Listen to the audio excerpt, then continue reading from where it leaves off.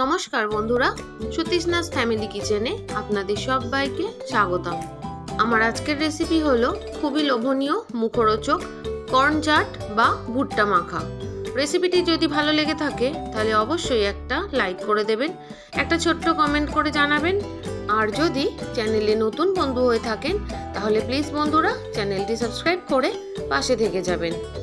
সন্ধ্যাবেলা অথবা বিকালবেলা টিফিনে আপনারা এই রেসিপিটি বানিয়ে দেখতে পারেন। এতটাই দুর্দান্ত স্বাদ হয়, না বানালে কিন্তু বুঝতেই পারবেন না। তাহলে চলুন আর বেশি দেরি না করে ঝটপট বানিয়ে ফেলি আজকের এই লোভনীয় রেসিপিটি বানানোর জন্য এখানে আমি নিয়ে নিয়েছি অল্প একটু মটর আর অল্প একটু ছোলা। এবার আমি এই মটর আর ছোলাটাকে 6 থেকে 7 ঘন্টার জন্য ভিজিয়ে রাখবো। এদিকে আমি নিয়ে নিয়েছি 50 গ্রামের একটু কম চীনা বাদাম।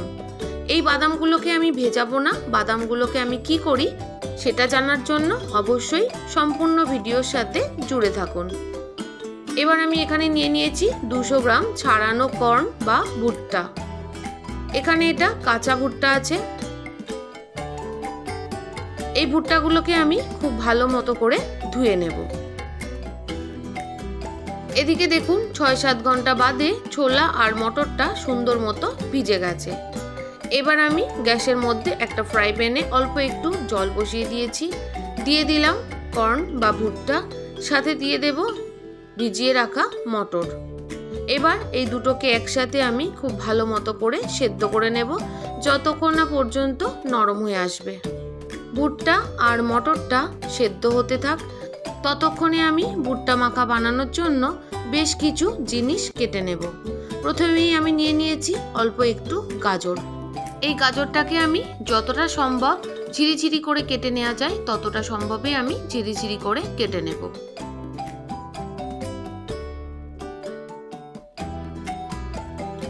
বন্ধুরা, আপনারা কারা কারা ভুট্টা মাখা বা কর্ন চাট খেতে ভীষণ পছন্দ করেন অবশ্যই কিন্তু কমেন্ট করে জানাবেন।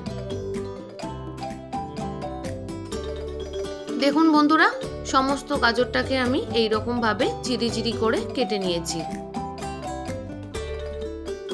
এখানে আমি নিয়ে নিয়েছি অর্ধেকটা পরিমাণ শসা। এই শসাটাকেও আমি একই পদ্ধতিতে ঝিরিঝিরি করে কেটে নেব।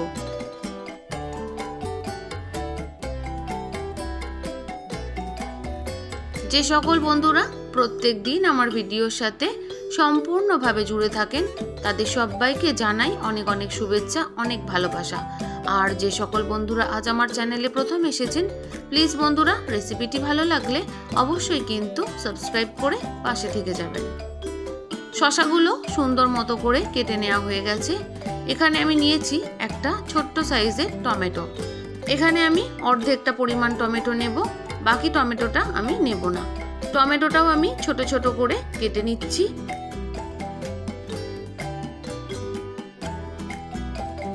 এবার আমি কেটে নিচ্ছি একটা মিডিয়াম সাইজের পেঁয়াজ। বন্ধুরা, পেঁয়াজের পরিমাণটা আপনারা চাইলে একটু কম বেশি করে নিতে পারেন, কারণ যে কোনো মাখা বা চাটে পেঁয়াজের পরিমাণটা অনেকে বেশি পছন্দ করে, আবার অনেকে একটু কমও পছন্দ করে। তাই আপনারা একটু পেঁয়াজটা বুঝে শুনে দিয়ে নেবেন।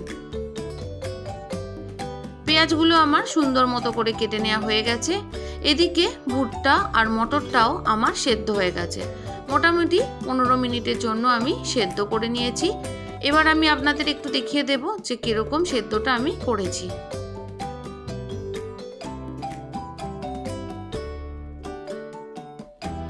এমনভাবে সেদ্ধ করতে হবে যাতে মটরগুলো গলে না যায় অথচ সুন্দর মতো সেদ্ধ হয়ে যায়।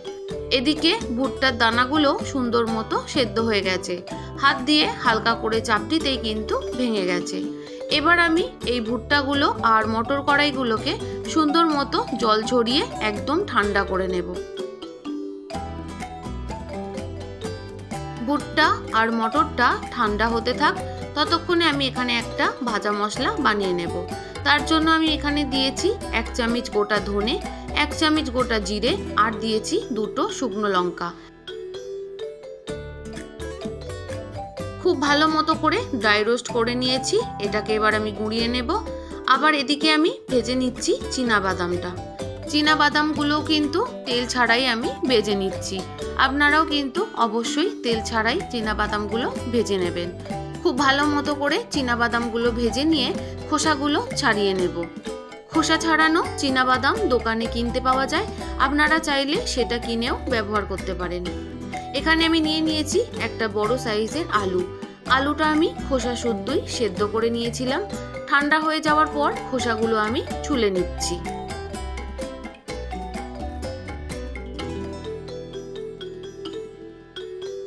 বন্ধুরা, এই কর্ন চাট বা ভুট্টা মাখা এতটাই দুর্দান্ত স্বাদের হয় যে একবার খেলে বারবার খেতে ইচ্ছা করবে।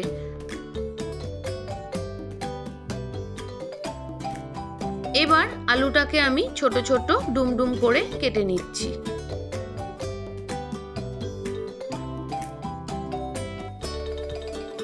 টক টক ঝাল ঝাল এই মুখরোচক কর্ন চাট বা ভুট্টা মাখা যতটাই লোভনীয় ততটাই হেলদি। অবশ্যই কিন্তু আপনারা বানাবেন। ভালো লাগলে একটা লাইক করতে কিন্তু ভুলবেন না, সাথে একটা কমেন্ট করে জানাবেন যে আপনাদের কেমন লাগলো। আপনাদের একটা লাইক আর একটা কমেন্ট আমাকে আরও ভালো ভালো ভিডিও বানানোর উৎসাহ দেয়। যে কোনো চাট বা মাখা বানাতে অবশ্যই ধনেপাতাটা দিতেই হবে, কারণ ধনেপাতার সুন্দর গন্ধে যে কোনো মাখা বা চাটের স্বাদটা দ্বিগুণ বেড়ে যায়। অল্প একটু ধনেপাতা আর ঝালের জন্য দুটো কাঁচা লঙ্কা আমার কেটে নেওয়া হয়ে গেছে। এবার আমি ভুট্টা মাখা বা কর্ন চাটটা বানাবো। খুব ভালো মতো করে আমি কর্ন থেকে জলটা ঝরিয়ে নিয়েছিলাম। একটা বোলের মধ্যে প্রথমে কর্ন আর মটরগুলো দিয়ে দিলাম, সাথে দিয়ে দিলাম ভেজানো কাঁচা ছোলা। খুব ভালো মতো করে ছোলা থেকেও জলটা ঝরিয়ে নিয়েছিলাম, সেটা দিয়ে দিলাম সেদ্ধ করে কেটে রাখা আলু। এবার এক এক করে দিয়ে দিচ্ছি কোচানো গাজর, সাথে দিয়ে দেব কোচানো টমেটো, দিয়ে দেব কোচানো শসা, আর দিয়ে দেব কোচানো পেঁয়াজ, ধনেপাতার কুচি, সাথে লঙ্কার কুচি। বন্ধুরা, আমি ঝালের জন্য দুটো লঙ্কার ব্যবহার করেছি, আপনারা আপনাদের স্বাদ অনুযায়ী ঝালটা দিয়ে নেবেন। আর এখানে আমি একটা পাকা লঙ্কা আর একটা কাঁচা লঙ্কার ব্যবহার করেছি। এটা ঝালের সাথে সাথে দেখতে ভীষণ ভালো লাগবে, তাই আপনারা চাইলে কাঁচা লঙ্কা বা পাকা লঙ্কা যে কোনো একটারও ব্যবহার করতে পারেন, আবার দুটোরও ব্যবহার করতে পারেন। শেষে আমি দিয়ে দিলাম চীনা বাদাম ভাজা আর দিয়ে দিচ্ছি লেবুর রস। এখানে আমি দুটো লেবুর রসের ব্যবহার করেছি। আর এই ভুট্টা মাখা বা কর্ন চাটটা টকের জন্য শুধুমাত্র আমি লেবুর রসেরই ব্যবহার করব।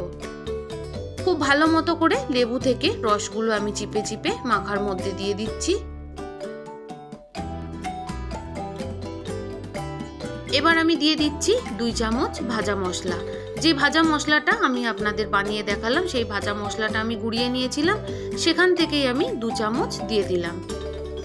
দিয়ে দিচ্ছি স্বাদ অনুযায়ী নুন, তবে সাদা নুনটা আমি একটু কম ব্যবহার করেছি, বিট নুনটা আমি একটু বেশি ব্যবহার করেছি। সাদা নুন দিয়েছি 1 চামচের একটু কম, আর বিট নুন দিয়েছি 1.5 চামচের একটু কম। এবার সমস্ত কিছুকে খুব ভালো মতো করে মিশিয়ে নিচ্ছি। নুনটা অবশ্যই আপনারা আপনাদের আন্দাজ মতো করে দিয়ে নেবেন বন্ধুরা।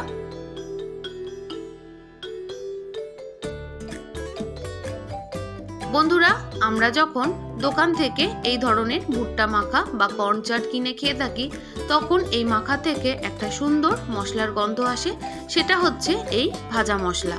এই ভাজা মশলা দেওয়ার কারণেই এই মাখাটা দুর্দান্ত খেতে লাগে।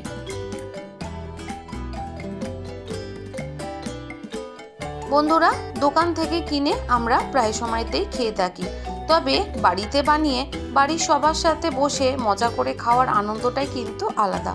এই আনন্দটা কিন্তু দ্বিগুণ বেড়ে যায়।